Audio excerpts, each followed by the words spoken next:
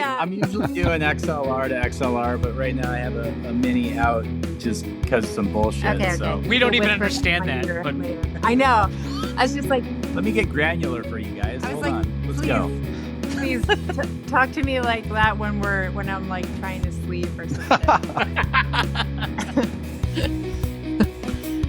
All right. Yes. All right. Here we are. Fresh start worked. Awesome. So yeah. And then you got the dings and stuff silenced so we don't have to. Oh, yeah. Let me silence the dings. Balance the dings. This week episode is brought to you by None of Secret Supply of Sauce, the best sauce known to mankind and available on shelf anywhere. Even when the freezer is full of sauce, there is still no sauce for you. You want some of Nona sauce? Too bad, only Nona decides who gets the sauce. Uncle Swampy bought multipliers and he wants our play now. Call Christian Dan. 87 our play now. 87 our play now. The tens and tens bought privately and they want our play now. Call Christian Dan. 87 our play now. 87 our play now. My dad made me watch lots of movies, so I want our play now. Call Christian Dan. 87 our play now. 87 our play now. Now. It's your our play. Use it when you need it. Papa's popping and locking. Magnum scrutinizing. Papa Mac's podcast. all right. Hey everyone, and welcome back to Season 2, Episode 40 of the Zilly Award-winning Poppin' Mags Pinecast. Mags, how you doing? I'm doing, man. How you doing? We're doing, dude. We're doing. All right. Well, we got an incredible episode this week with pattern integrity, but before we get there, let's just do a little count-up action here. So we got K-Fuel coming in now, 404 days in arrears, and the AMA that they were huddling up for is at 35 days. We also have another delay on the POG drop, but that's a different story. I think that went from that was already supposed to happen, and then it was the 23rd, and now it's in March 8th, I believe. Fact check right? me. Oh, are you talking about POG? The Tygon POG. Yeah. It went February 16th, and then it went February 23rd, and then it went March 8th. So another like 7/14. So it's not moving though from March 8th, is what I heard. Okay. We'll let you know on March. Only 3 times, right? Shame on somebody. That's right. All right. Our play staking index, we're up to 423 days, and the token drop 506. This is US only, so if you're international, you can disregard that. I think Space junk. Regard that still. Yeah, they should regard it. Irregards, right? Or whatever they say. Next. And unfortunately, I actually own 100 RPlay these days. Thank you, URP, for sending that to a wallet that I can't access it. Thank you. Space Junk, 262 days. Still nothing. Outliers. Who would have thought something with junk in the name, you know? Ooh. Outliers, 158 days. Yep, that's enough said about that. Okay. Professor and his drinks, that's 639 days. Got to get on top of that. That's outrageous. Your boy Logan Paul, 391 days since his debacle. Imaginary friends. Do we take them off? Because there was a Gary sighting. There was a G, an A, an R, and a Y sighting, yeah. Yes. I mean, by the math, yeah, you have to take them off. Right, because there was activity. It would have been 202. The substance of anything, lacking. It's lacking since, are they not going to ThetaCon however many months ago that was? We still don't know. But we know Gary. Yes, Gary. Well, hey. So I guess we got to take them off, but Gary. I mean, we'll start the clock again. Yeah. Dorks coming in at 95 days. I'm pretty sure that one's going to be on there forever. I'm pretty sure that's just rugged completely. Yeah. Insiders, we didn't put them back on because of the WWZ debacle, but I did see that they're now looking intently for a graphic artist. So I hope that's related to the project. I don't know. Doubt it. We'll see. And the POG reveal is up to 36 days. And I heard on the Spaces this week that it's now slated for May 2nd. I think we'll find out more about that in the near future. Yeah, hopefully. So hopefully soon. A lot of Omega came out this week with Pogs. Yeah, absolutely. I'd have to say. So you know, I'm not worried about that one. No, as long as like we'll get it. We're counting, but we'll get it. Not like some of these. I don't know if we'll just be counting forever on some of these, but this one I feel like there's an end in sight. So you can add 7 to anything. So yeah, best in the biz. Yeah, exactly. Every number, there is no biggest number. You can always add 1, and if you can add 1, you can add 7. That's right. So, all right. Did you have anything else you want to hit before we head into the interview here? Yeah. All right. Well, without further ado, we'd like to welcome to the show our friends, Kristen and Pippin, who we actually had now 2 former Bulls Hall of Famers on the show, Jordan and now Pippin. And that interview will be after these messages. When you said This week's episode is brought to you by WWZ Game, the only project out there capable of putting a reverse countdown on Papa Mags because we can't keep up with the progress. Did we say interoperability with ETH? My bad. We meant interoperability with ETH and Solana and Polygon. Some projects talk about it, other projects be about it. Follow along on X at WWZ Game and join the Discord for all the updates. So yeah, let's LFG, man. Let's do this. Yeah, absolutely. Well, thank you guys for joining us. We got Pattern Integrity Films with us.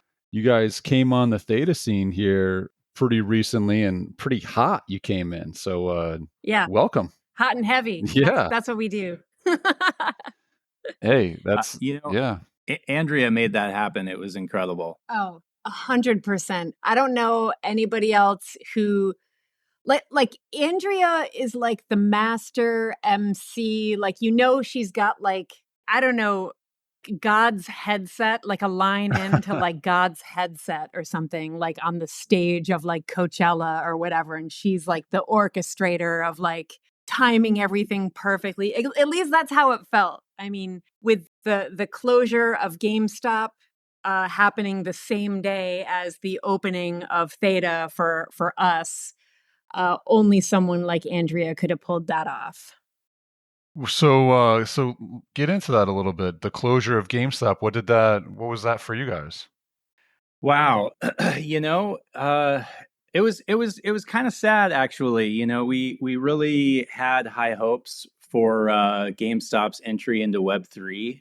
I think there were a bunch of issues, most of which we know really nothing about, other than they said there was too much regulatory uncertainty heading into the future with minting NFTs on their marketplace. I think they were having a number of issues with moderating and stuff like that. And so, they slowly wound it down, and then they gave notice in the middle of January that they were going to be ceasing operation on February 2nd. And I think the next day, we sent Andrea a message, and we're ready. It was something like that. Yeah. All caps, one letter at a time, And she was like, wow, okay, I'm in the middle of this POG launch and all of this other major stuff, but hey, everybody, hold my beer and let's welcome Pattern Integrity into the Theta ecosystem. And it was like, that was probably the coolest experience I have had in a long time. Yeah, it was cool. Nice. Well, definitely welcome. I know you guys came in right in the middle of a contest that you guys had entered with is it a short or is it a full movie process? No, so Process is a docu-series. We've got 2 episodes out now, but those 2 episodes will relaunch in Theta as Theta Drop exclusives, which is really fun to be able to do that. And the docu-series is it's what it does is it follows individuals that are kind of like blazing a trail in their creative or athletic industries. So the first episode is about this incredible, like, animatronics guru, like puppeteer who started out homeless, living out of his car, and is now creating these incredible, fascinating pieces of art that function on stage at Coachella and for Katy Perry's Las Vegas show, which is, Katy Perry is on a part of the Theta network, which is cool. And also Lollapalooza. So, he was a fascinating one to do an episode on. And then following on the heels of that episode was Booty Brown, who is the just a legendary West Coast hip hop MC, dancer. producer, dancer. Started out with In Living Color in the 80s. Started rapping, was one of the founding members of the band The Far Side. And now he's producing stuff with Gorillaz. He's producing his own stuff. And then, because we went down there to interview him and, highlight him in the second episode, and he was fascinating. It was supposed to be like a touch and go thing, as a lot of interviews are. We come in, we set up, we ask the questions, we tear down, and we're out. Well, it's like 4 or 5 days later, and we're all still hanging out. And he was just really fascinated by what we were doing and Web3 and Film 3, and he became our executive producer of the show. And so that was kind of fun to be able to bring him along for the ride. He's minted a couple of NFTs. And then if you read that Binance article that came out when Andrea and Mitch shot us out of a cannon a couple weeks ago, I think kind of towards the end, it mentions that we're working on a special project together with him, which will be fun to roll out when it's time. Very cool. So these are going to be drops on Theta Drop? Yeah, so we have a couple of things that we're working on. So Process the docu-series is definitely slated for rollout using the Web3 theater that Theta has. We've got some drops that will act as tickets into that theater and some other really fun things that people can look forward to and collect and, help us build out the show. I think part of what makes Web3 so exciting is the fact that you can literally take your audience along with you on the ride. For those that for those that want to stomach it, the building the plane and flying the plane, definitely a really fun part. And just to kind of steer it back to your original question, part of that also includes the contest that we were in the middle of during the announcement, which was with Decentralized Pictures. And most specifically, their Sidewinder Award, which was a $200,000 grant for completion funds, which is just life-changing money for independent filmmakers, for real. So yeah, we entered that into the contest and have done exceptionally well. The results are not out yet, and we're really excited to see what those results are. One of the people that placed in the top 5 with us pointed out to me, I think last week, he was like, hey, you should read through this because nowhere does it say that the top 2 people are the 2 people that get selected for this award. So you could place in the top 5 like we have and still get picked, which was a really fun realization. So it was a really great experience, honestly. I really love the Decentralized Pictures platform. And as a matter of fact, I have 2 of their awards that I'll be entering tomorrow with a whole bunch of content. But, with that kind of money on the table, it's not free of people that are bloodthirsty and come in and do, do all the nefarious things that it just kind of turns some people's stomachs and maybe turns people off from the platform. But, we came prepared for that. We're ready for people to drag in their Web 2 personalities, right? And and try and manipulate something that wasn't designed for it. So, every time we fight back with love, and we just work harder. So. But yeah, if you have any questions about DCP, I'm happy to answer because I definitely feel like an expert at this point. Yeah, no, interesting to see where that goes. I think I was telling Popper kind of what you were saying, that some of the voting seemed kind of awkward. It was like, hey, for you guys, for example, there was some really great reviews and it was like 72. And then other ones, it was just like 100, 100, 100 and nothing really. So it was kind of like awkward and not sure how it goes. So hopefully they take the top 5 and just really look at the projects individual, any of that nonsense, I guess. Yeah, and I think so. It was explained to me because they have what Decentralized Pictures calls, or they refer to it as vote bombing, and you have people come in with an alt account, and some of those alt accounts aren't very good alt accounts, and they're really easy to just Google, and then you're like, oh, that's this person. Well, I'm going to slide into their DMs and say, what the hell's your problem? Oh, really? Yeah. And then get blocked. And then get with blocked. No explanation. So we don't need to further that. Right.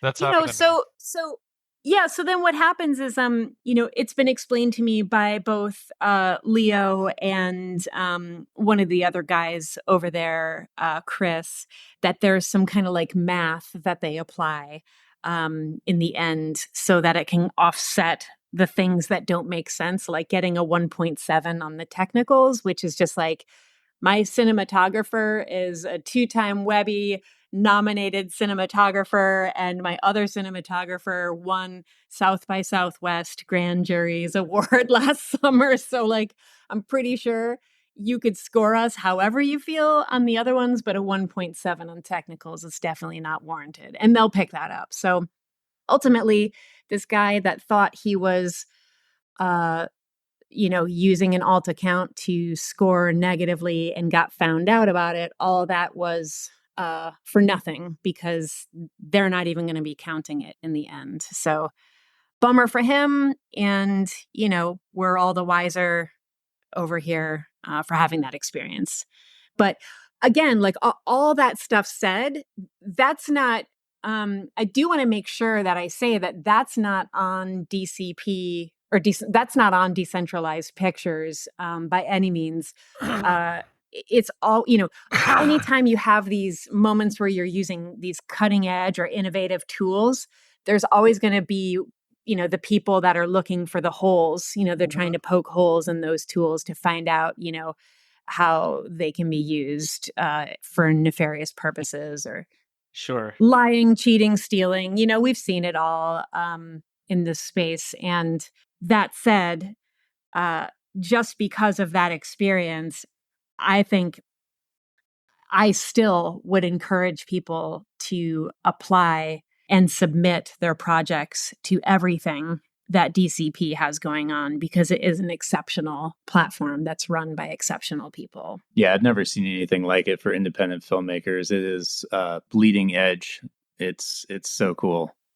If I could just go back for a second, usually when we have newer people in the space, we like to hey, who are you? What's your background or whatever? Like, hey, what do you got going? So I think Popper kind of glazed over that and just went right into it ish. Oh, Popper, why'd you have to do that? Now we got to start over. Yeah. So it's all right. it's Kristen and Let's all Kevin, right? leave and we'll come back in and start all over. Yeah. No, we're not doing that. Let's start over. No. You know what? Scrap the whole thing. That's it. We're doing it live. All right, let's take this from the top. Right. So I do look like a Kevin, and some people think I'm a Philip, but I'm actually a Pippin.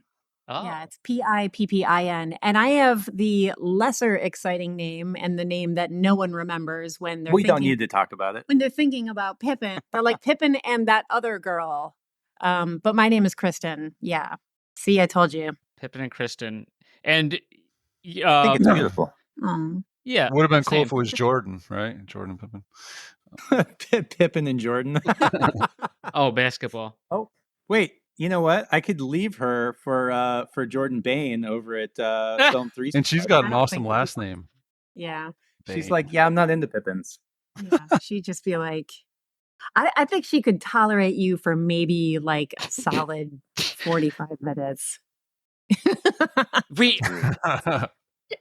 It's a learned thing. You have to, it's a major adjustment to to have to deal with regular 24-hour round the clock.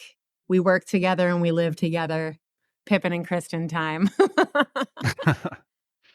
But hey, I will say this, like, because so we have like it is interesting to some people because we're so close. Like people are like, oh, they say like, oh, you're a power couple and stuff like that online. But like we are definitely two peas in a pod.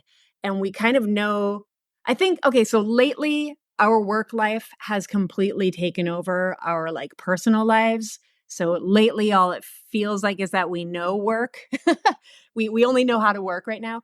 But like just we're best friends too. And then when we're working, we know kind of each other's idiosyncrasies and we're able to just be like, okay, I need, it's great as an editor to have a cinematographer that they can kind of rail on and be like, get this shot, and get just this, get this shot, and get this shot, and don't fucking come back until you have that shot. And if it's not like this and held like that, you're sleeping on the couch. Why didn't you hold the shot longer? Yeah, hold it longer. Why did you shoot it from that angle? Yeah. So we've had a lot, we've been working together and living with each other for 17 years. So, that's bound to turn into something over time, right? Yeah. And we also raised a gaggle of children. So are still raising. It's not past tense yet. We've got 7, and our Wow. youngest is 12 now. So Is that yeah. officially a And our gaggle? oldest- That might be a gaggle. I'm pretty sure that is a gaggle. I googled it once, and it had all of our kids on. You googled the gaggle? Yeah, I googled the gaggle, and it was like all 7 of our kids. I'm like, I knew it. Anyway. Yeah. Just really quick. So I'm from the East Coast. I moved out to Portland, Oregon, sight unseen, to work on this little itty bitty cute film called Coraline in 2006. And it was produced by this studio that was Will Vinton Studios and turned into Leica Studios once Phil Knight from Nike took it over from Will Vinton. If you don't know Will Vinton, he basically coined the term claymation. He did the California Raisins and the Will Vinton Christmas special and worked with Michael Jackson on all his stop motion stuff and just created some really incredible stuff. So I got my start doing studio work there, came in during a really incredible time, very, very interesting time for Leica because it did not have an HR department. It was very wild and crazy. Like, case in point, I lost a peanut butter and jelly sandwich eating contest and subsequently had my head shaved in the men's bathroom. I have a video of that too. Jeez. What? And yeah, there were like 40 guys around her as they were shaving her long, beautiful blonde hair. But I'm telling you, it was very like, it was so much fun being there. It was like summer camp. It was like it was so creative and it was so fun. And it was for what turned out as like, this was something that I was just like, in my mind, like a sort of a bucket list experience. I want to just get my name in a movie credit and then I'm going to bounce and go do something else. being around all those creative people, all those very, very funny and very, very innovative people. We're talking deadlines. There's like major budget constraints. And, when you watch the movie Coraline and you see the trees with the blossoms, understand that that's hand painted popcorn because that's all they could afford, So it's just innovation happening at every single angle, every single frame.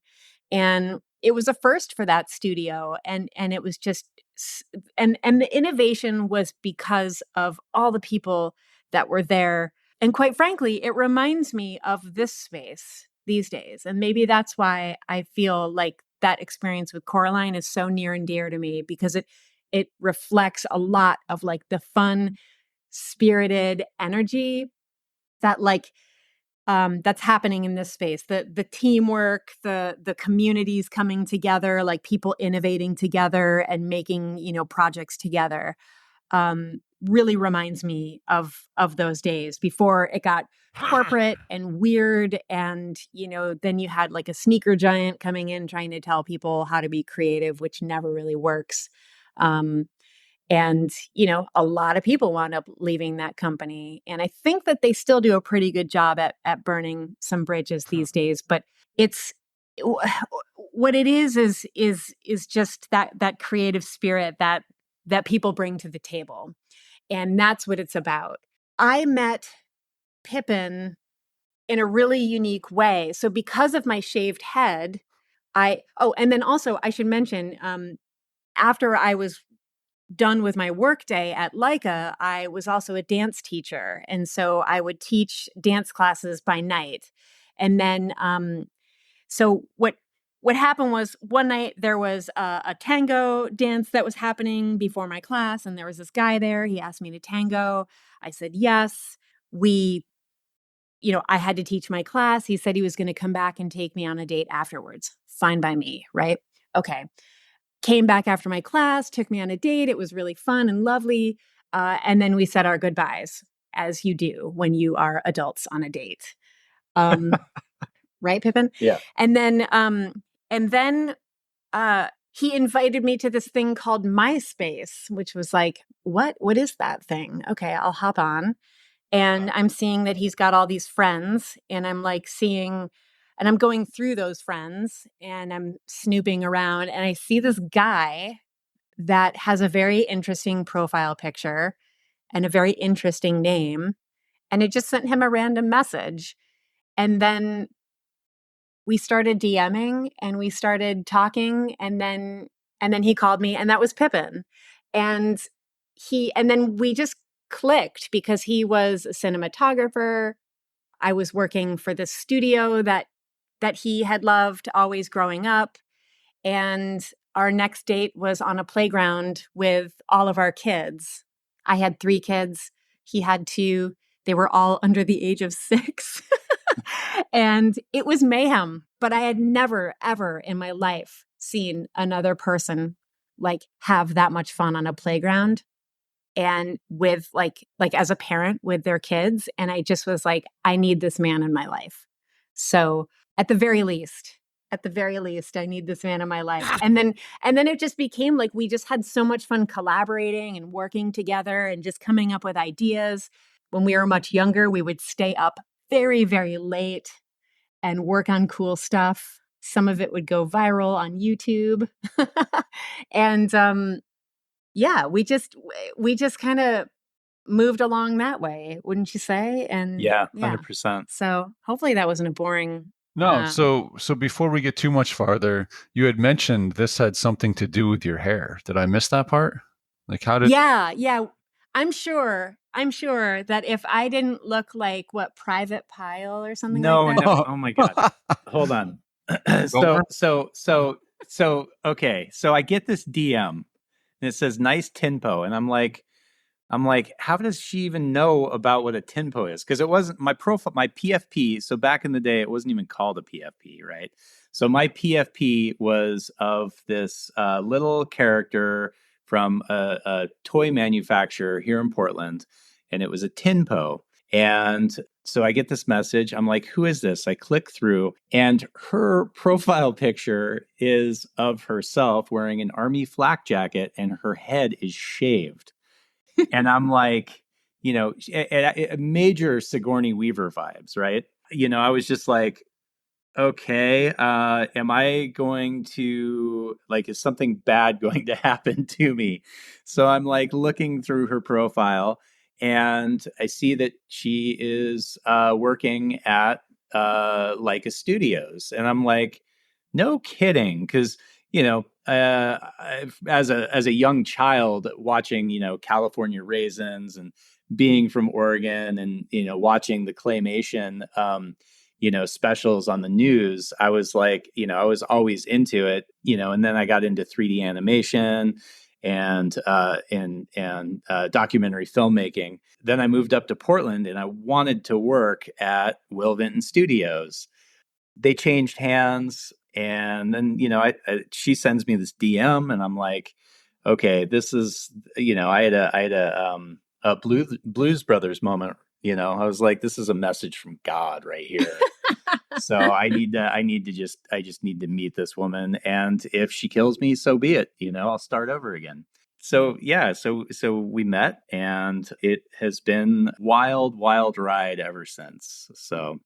And I remember you gave me all your money. It's like, right, and you've been broke ever since. What's that line? I can't even remember it now, but no, I mean, happily, you can have it all. Here you go. Thank you. So yeah, and as far as I'm concerned, or as far as it goes for me, I've been in love with like documentary and storytelling and capturing moments since probably the first time I had a camcorder, which was sometime in the mid 80s. Used to do like stop motion with my G.I. Joes and my Transformers. As you do. Yeah. And then I got into, putting firecrackers in the middle of them. And yes. Do you still have those videos? I might somewhere. Those would be some ancient VHS tapes at this point. But I do remember running across it at one point. I think it was probably like 2003, but yeah. Yeah. So I hope I do. I have a crazy archive of tapes. I have about, I want to say somewhere between 400 and 600 tapes that are full that I've shot over the years. Wow. That's before things were digitized. Yeah. So. And he really, he really taught me, a lot about editing.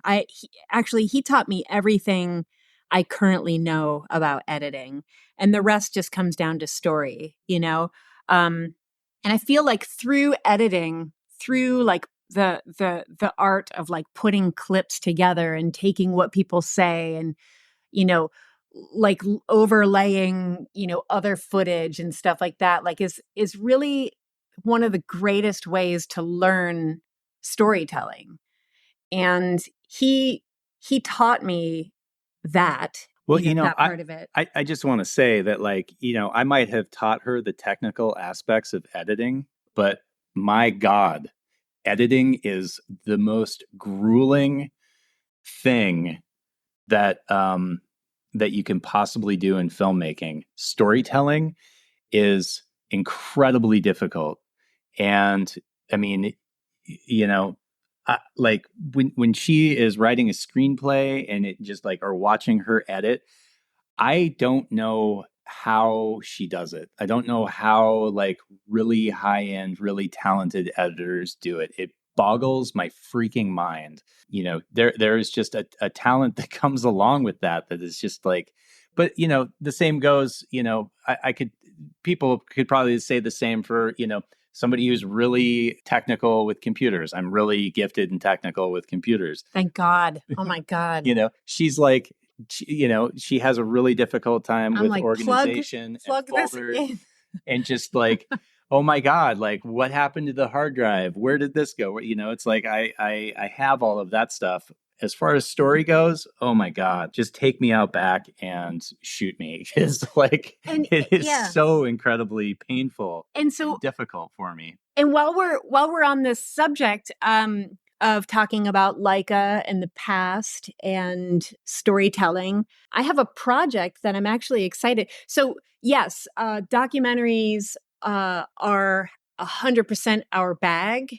It's something that we're well known for, but I'm super excited about being in a partner with Theta, because the flip side to that is I have like a very long list of original content of IP that has just been waiting to see the light of day. So I've got this incredible story that I actually worked on at Leica.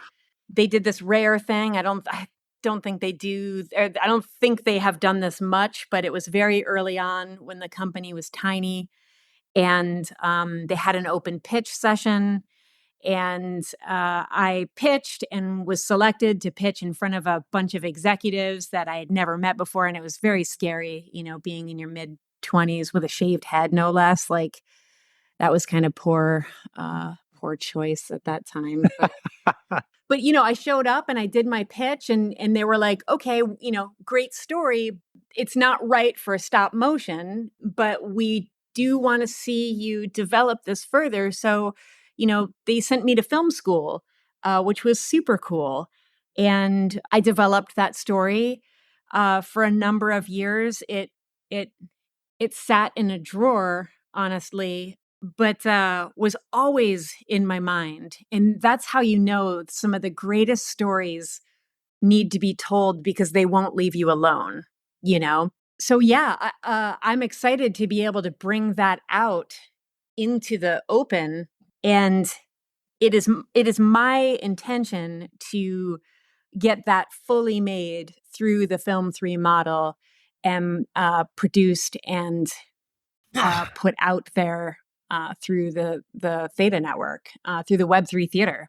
It'll be so incredible when that happens. And I'm not even going to say like if that happens, it's like it's so going to happen, because we're talking a decade, almost 2 decade long story that's so ready to be told. And like for the people that love Dark Crystal and Labyrinth and any kind of creature effects, or those like incredible stories where you're suspending your disbelief because there's just incredible characters and the storyline is captivating. And yes, we know these are puppets and there's people dressed as monsters and stuff like that, but we're along for the ride. Like if you like that sort of a thing, then like you're in for a major treat. And I can tell you the name of the story too, if you want to hear it. Sure. Yeah. It's called The Remnant. So it's pretty rad. Interesting. Monster in the woods kind of tale. Okay. It's a children's horror genre. He always calls it that. He always says children's horror, but it's definitely terrifying. I don't know if kids really should see it. But I'll leave that up to the parents. So Sounds there you go. fun. Yeah.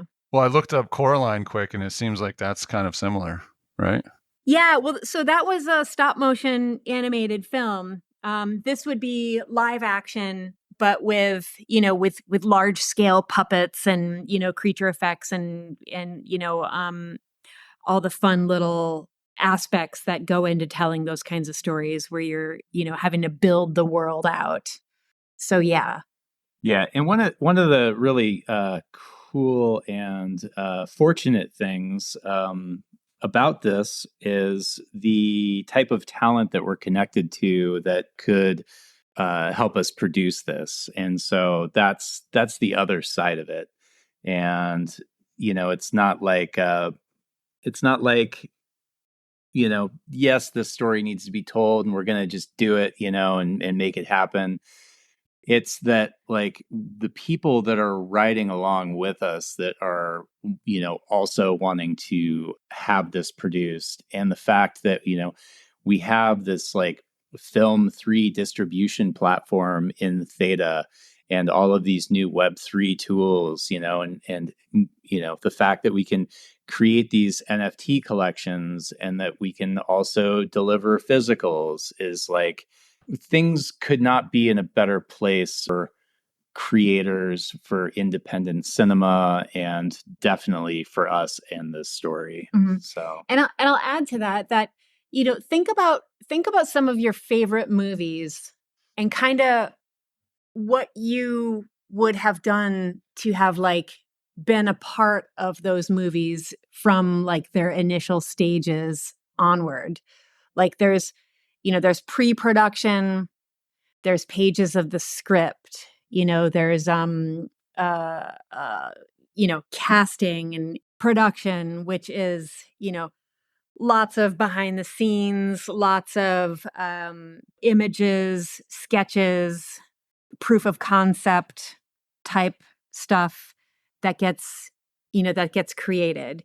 And then in post production, you've got outtakes, you've got the cutting room floor, you've got the stuff that didn't make it in, cut scenes, the stuff that didn't make it into the final. And then when you roll out the final, there's the tickets and the movie posters and the merch that goes along with it, the trailers, the teasers, so when you think about how the Film 3 model can work in this space, it's a lot of it is in like creating with people that, and when I say creating with people, I guess it's kind of like the audience, the collectors, the people that are like there from the jump, that are there from that first page of the script, or if the entire script gets dropped, or the short story and the assets that go along with that, the pre-production, into production, post-production, and then the movie release.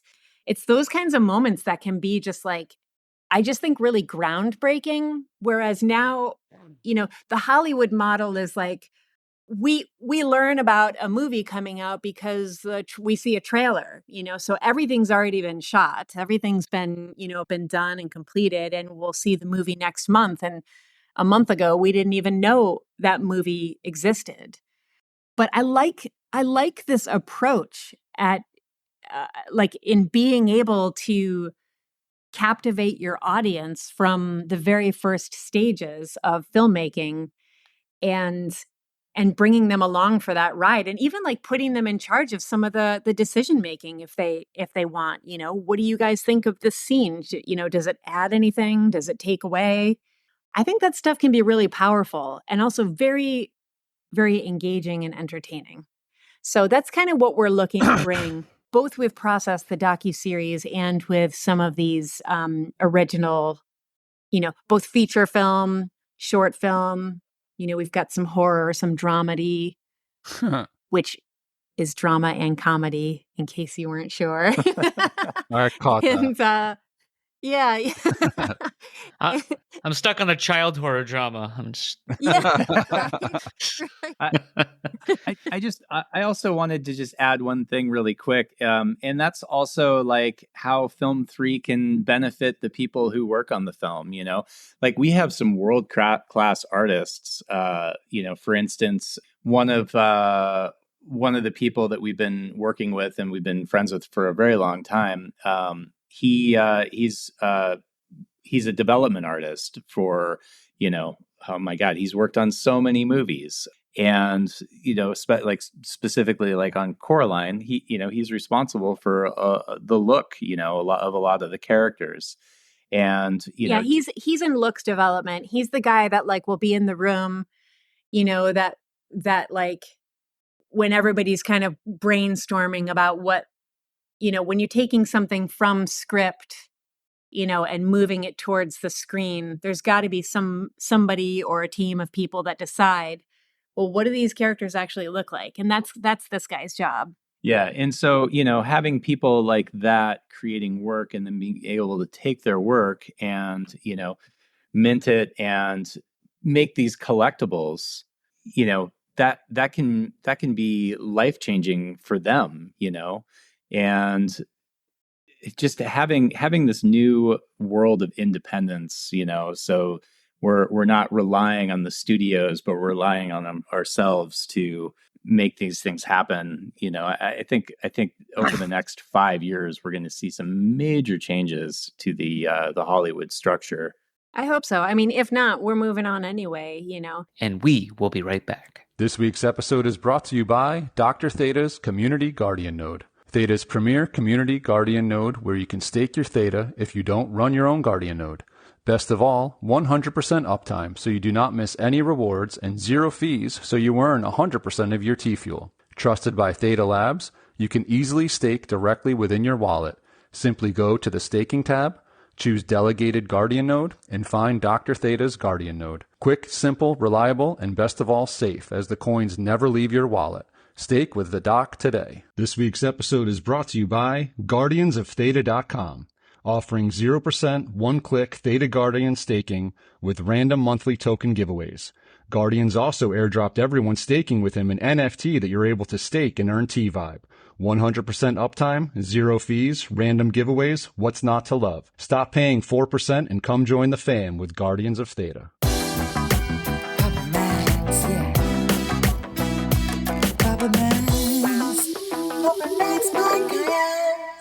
Papa Max Podcast.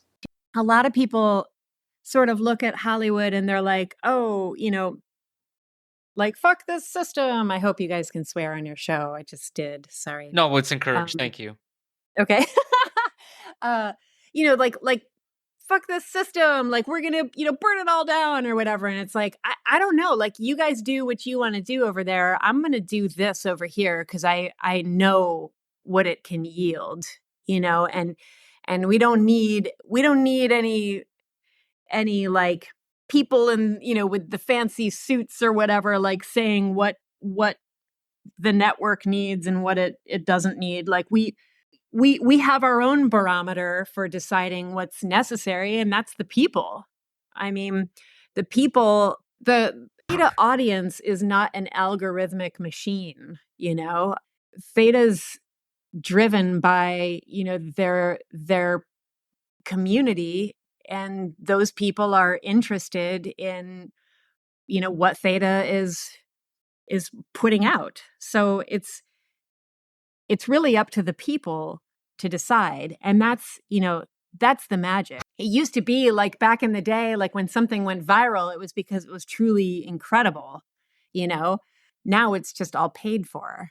Mm-hmm. And so it just can be, it doesn't take me long to like lose interest in trying to make something go viral or not. We've had our days with that, and that was fun and all, but now that it's more like driven by whatever, like some kind of numbers, whatever. The algorithm. Yeah. It's less interesting, and you could pay to have something go viral. So that's super boring to me. Sure. So I don't know if you guys heard, but Web3 is a movement, I was told. I was curious how did you guys get involved in Web3, and how do you see Theta improving Web3? So I'll lead it, and then I'll have Kristen jump in here. So as far as like Web3 goes, we were heavily involved with GameStop, and there was talk of GameStop adding an NFT marketplace into their ecosystem. And you're not starting from the beginning though, because what you have to say is that because we did a bunch of like viral crazy videos. Let me just say this, because this is gold. I love this.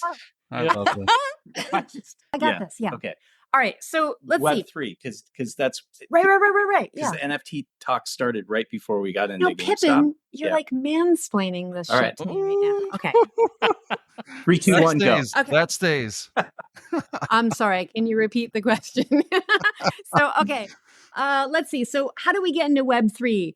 So 2021, we wound up seeing this really interesting hashtag that said hold the line. And we were like, what does that even mean? And we saw it had something to do with GameStop. And we were just blown away by the GameStop saga and the story and stuff. And it was just really, honestly, really, really fascinating to watch. And we got involved. Okay.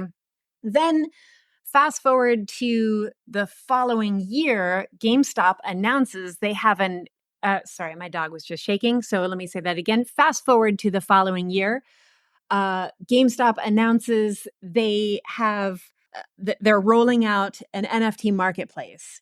And, this is kind of like the kind of content that they're looking for. And we thought this is just going to be so much fun. And we submitted and we got in.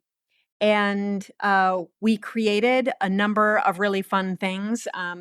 Some stuff we really wanted to do, but were restricted on because of SEC concerns. So we had to pivot. This is where the Pigs of Film 3 come into play. I don't know if you guys want to hear about that collection at all. And the JPEGs. And the JPEGs of production. Yeah. Of course. Okay. In between all this time, I was reading this book called The Movie Brats. All right. It says it's called The Movie Brats, How the Film Generation Took Over Hollywood. And it's a book that was published in 1979 featuring Steven Spielberg, George Lucas, Brian De Palma, John Milius, Francis Ford Coppola, and was just such an incredible book to read, but also the time that it was published in was almost like it could have been a very current book. And so as I was reading, I happened upon this segment that really stuck with me. And it goes like this. We are the pigs, George Lucas says. We are the ones who sniff out the truffles. You can put us on a leash, keep us under control, but we are the guys who dig out the gold. The man in the executive tower cannot do that. The studios are corporations now, and the men who run them are bureaucrats. They know as much about making movies as a banker does. They know about making deals like a real estate agent. They obey corporate law. Each man asks himself how any decision will affect his job. They go to parties, and they hire people who know people. But the power lies with us, the ones who actually know how to make movies. And I just thought, that was so brilliant, and it just spoke to me so much that we made a collection called The Pigs of Film 3. And what that collection did was, now keep in mind, the GameStop community, the Layer 2 community, the Loop Ring community, which was the communities that we were a part of before we joined Theta, those communities did not know anything about Film 3. They had never heard of it. It was something we were throwing around quite a bit because of the Film 3 squad and that community over there. But there was no link besides us, into our community. And so I decided, okay, well, why don't we create a collection that helps start that conversation of what Film 3 is? And the way that you do that is through films that everybody knows and loves, so because of this like context of using these pigs now, because of the tie to George Lucas and the sentiments that I read, we were going to have this collection called The Pigs of Film 3. And it was a pig in a shark costume, and his name was Steven, after Steven Spielberg.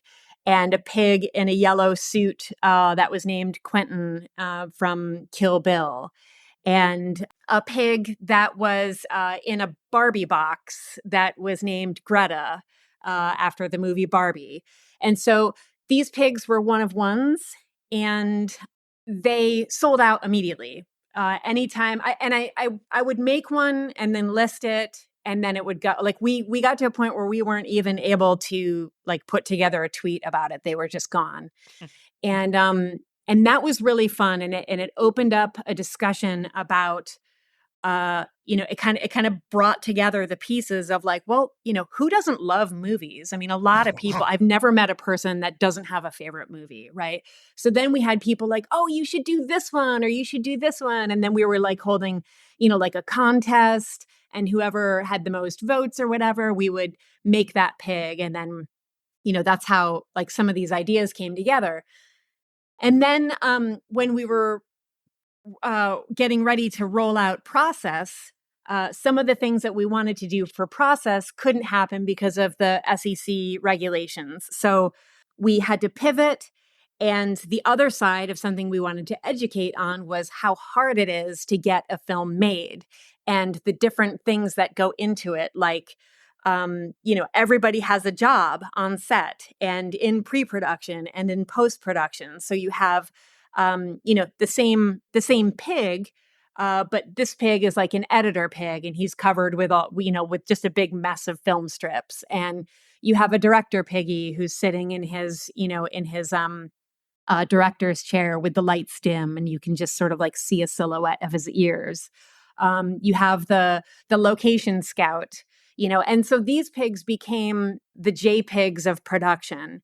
And owning combinations of these pigs we would give out certain roles for the Process docuseries. So for film credits. Yeah, for film credits. Yeah, thank you.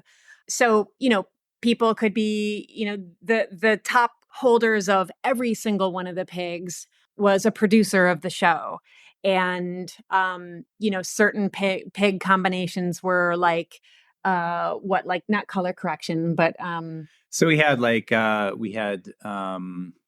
pre-production, film 3 pre-production credit, film 3 post-production credit, film 3 supporter credit. We had an executive producer that nobody bought. That was really disappointing. That was 20 ETH. Yeah. And so maybe and that pig was that pig was like lodged in this big, beautiful diamond. So it was quite a sight to behold. But all that said, I think that executive producer Piggy could have sold if the GameStop marketplace was able to keep building steam. And this is where we get into the second part of your question, which is, what is Theta doing to build out Web3 filmmaking and Film 3? And that is, the easiest way to answer that is to me at least, is having a place to show my films. That is great. So having their Web3 theater be the host of the creative end product of everything that we make is leaps and bounds. GameStop was not able to handle anything over a certain size. Yeah, it's like 100 megabytes. So you could like mint a very short film. Like I don't know. Even so, to me, minting a short film doesn't prove Film 3. Just because you own a short film as an NFT asset, in my mind, that's not Film 3. That just is an NFT that happens to move, and hopefully it's a good story, but like the thing that makes it Film 3, honestly, is the engagement, is the, here's episode 1, and here's the things that go along with episode 1, and here's the ticket that, can give you a producer credit, and the ticket that will unlock all the episodes. And, that's one aspect of what Theta is doing that's like incredible in my mind, and definitely moving the needle.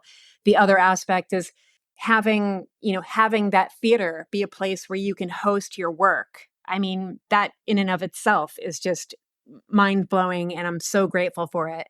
And then the other thing being their DRM technology, which is just like more than anyone could ever ask for, especially as an independent creator who would like to have their works protected.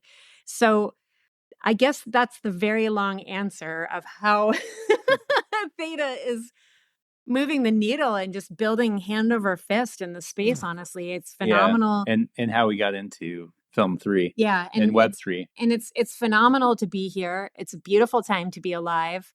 And all of the pieces are coming together. I mean, Film 3 is not just about the creative aspect of getting a project done. It's also, the financing part. The financing part being Decentralized Pictures. It's also the distribution part, the distribution part being Theta and their Web3 theater, and it's community. And the community is here, and people are very ready and eager to collect and build alongside us and others like Rob Feldman with Psycho KO, the Film 3 Squad and Jordan Bain, Kyler with Pog. All of it, kind of comes together in a very beautiful little package. And it's just really nice to be a part of it all. Great. That's awesome. It's good to hear that. I definitely enjoy hearing this from you guys.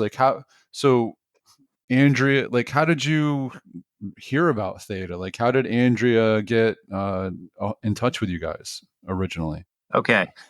So I discovered Theta. I'm pretty sure I discovered Theta through Andrea at some point last year. I don't know if it was like winter or spring.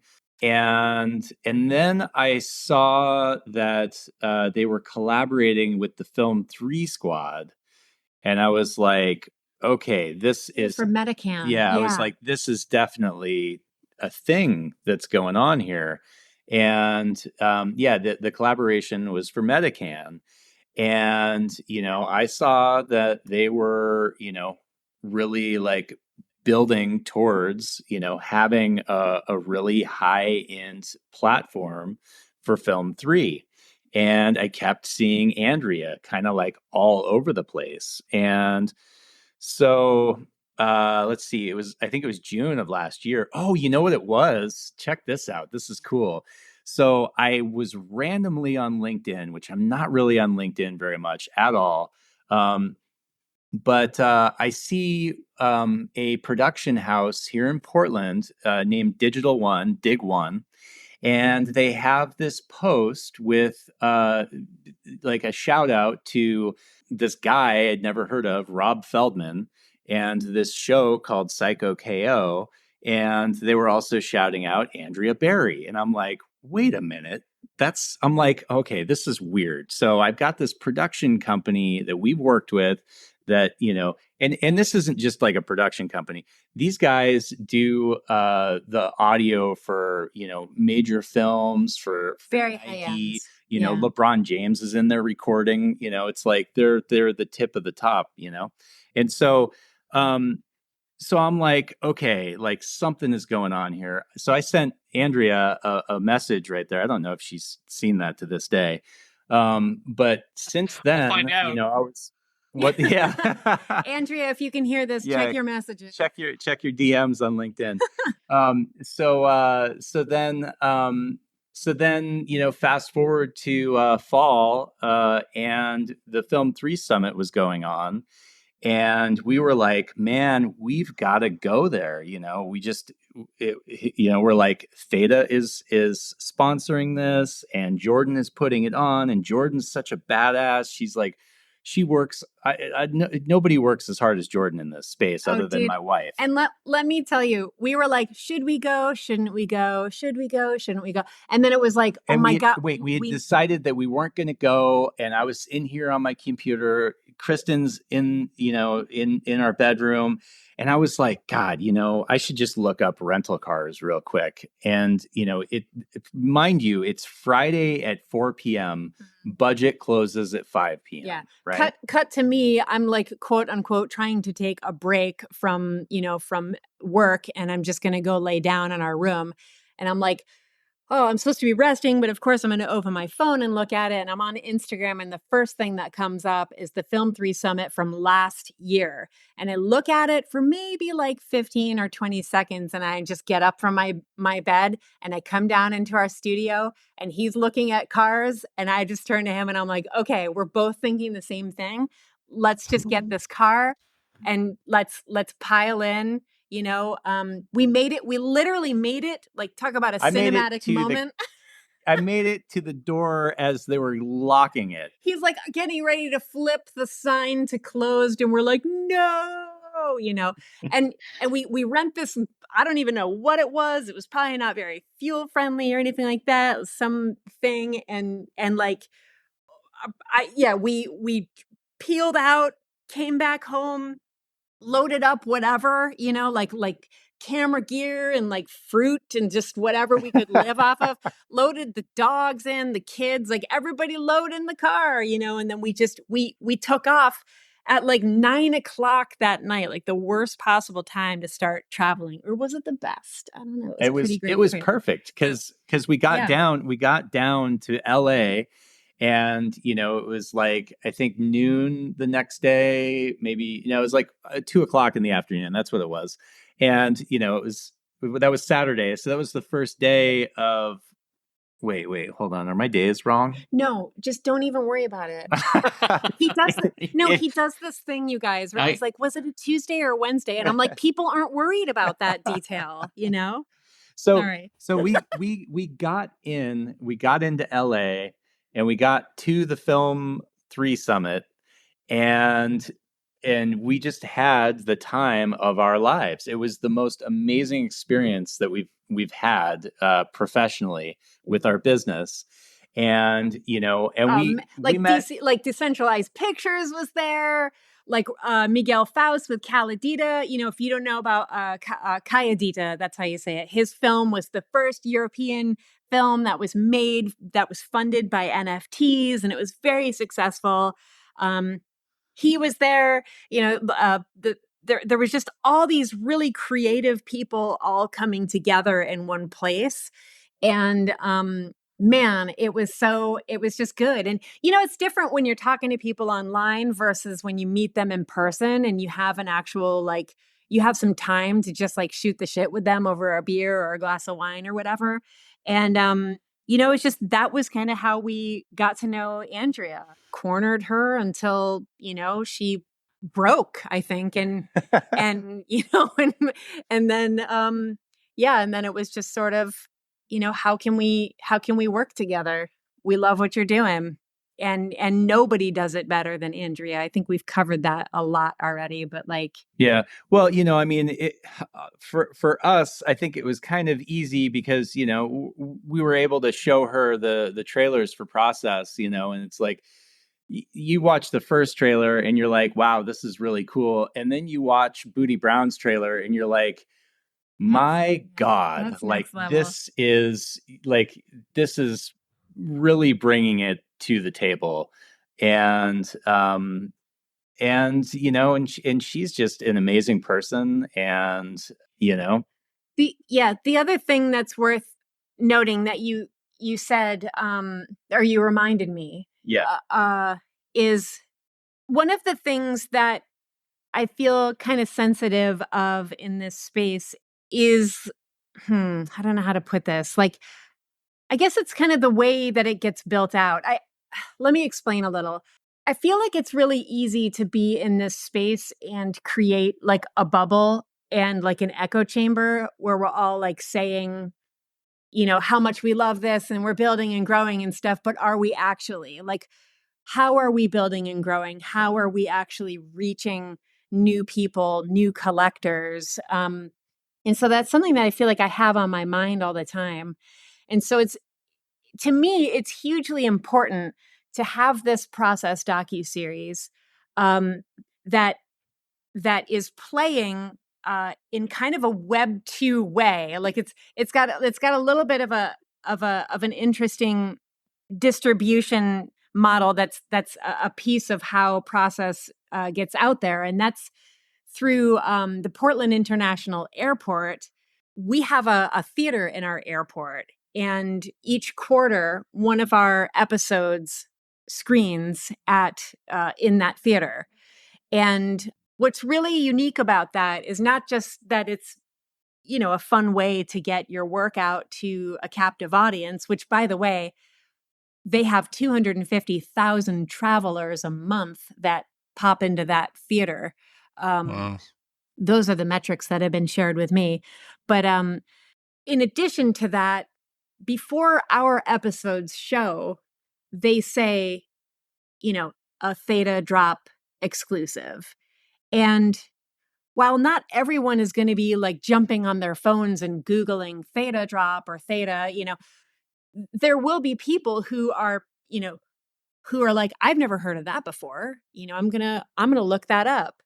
And to me, that's just kind of one way where we're trying to bridge the gap between Web 2 and Web 3 and constantly like show people, what this is, who we are, what we're doing, why we're doing it. And that's but one way, but it's pretty unique, and as a partner of Theta, we feel like it's our responsibility to educate people and make them aware of what Theta is and on board. Yeah, it's part of what we do. Well, that's amazing. We certainly appreciate that, and we're looking forward to seeing where this partnership goes, and the checking out the drop when it comes out. Drops, sure. But you guys, I feel so bad for you guys. It's like we've just been talking the whole entire time, and nobody wants to hear us talk. That was actually perfect. That's actually perfect. Yeah, absolutely.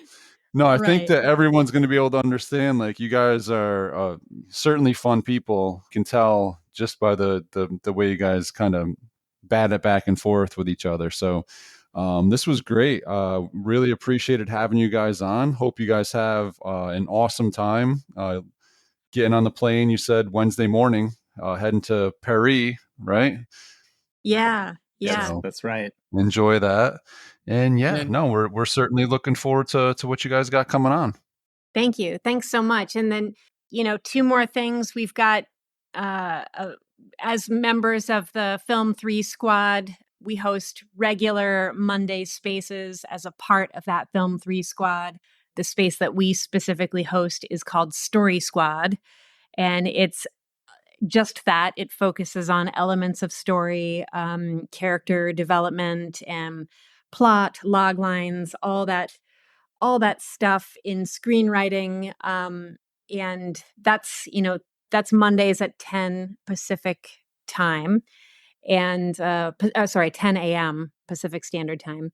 And then on Thursdays, we host a show called Process Live, which is a podcast through the Farside TV network on YouTube. And ultimately, what Process Live is it's similar to Process the docuseries. It's just sort of like we're talking to creative people doing their thing, kind of live in the moment, and that acts as like a bridge between production for us. So we can keep the cool conversations going, but not at the breakneck speed of production. So it's a nice little thing, and that's Thursdays at 3 p.m. PST. And okay, but that's Farside with a P, correct? Yeah, PH. PH, right? I'm just letting everyone know in case they look for something else. Yeah, thank you. This is not the Gary Larson. not Gary Larson. Right on. Yeah. Well, thank you guys so much. Thank you And guys. feel free to come back on again when you have some more Omega to drop, please. Well, what are you doing next week? No, you guys are great. Thank you so much for having us on. Just you have such a great, fun thing going. Honestly, I have been enjoying listening to your show while baking. It's like, for some reason, that feels baking in quotes. Yeah. No, I'm actually producing cakes and things like that. Cake producer. Yeah, cake producer. Yeah, one of these days I'm going to do like a pineapple upside down cake, something like that. I'll go all out and I'll share it. Let's go. Yeah, I love what you guys are doing here, and you guys definitely have a good thing going. Thank you so much for having us on your show, and can't wait for the next one. Yeah, looking forward to it. All right. Well, cool. You guys have a great night, and enjoy your time on the other side of the pond. Yeah. Cool. Thanks so much for your time, you guys. All right. Thank you. Take care. All right. Take care. Cheers. Bye.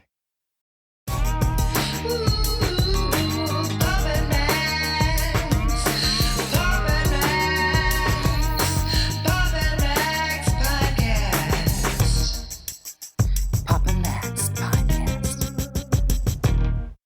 You have been listening to the Pops and Mags Pinecast. Music provided by Sushi Cat. Like what you hear? Send that cat a very nicely worded compliment on Twitter at JustAddSpam. Pops and Mags is a Scumbag Hat production in association with Pam's Day Spa.